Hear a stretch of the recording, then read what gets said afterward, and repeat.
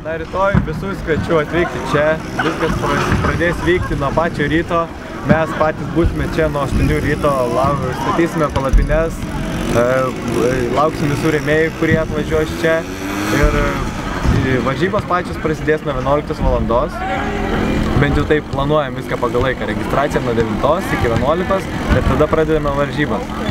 Tada vyks kvalifikacijos, visi kvalifikuosis, kam pavyks, kam ne.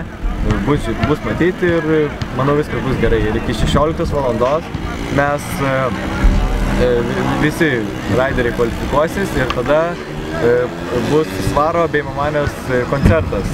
Jie 40 minučių atliks savo pasirodymą ir manau visus mumis čia nuraus ir mums bus žiauriai visiems gerai. Tuo pačiu tarp kvalifikacijų metu per kažkurią pertrauką mes padarysime barbecue, kai raideriai visi dalyviai gaus ten po hot dogą ir visiems, manau, bus cool. Tuo pačiu duosime ir vandens, kad atsivėsinti, nes tikrai Palangėje dabar yra karštas oras ir sunku raidinti, kai negali atsigerti ar dar kažko.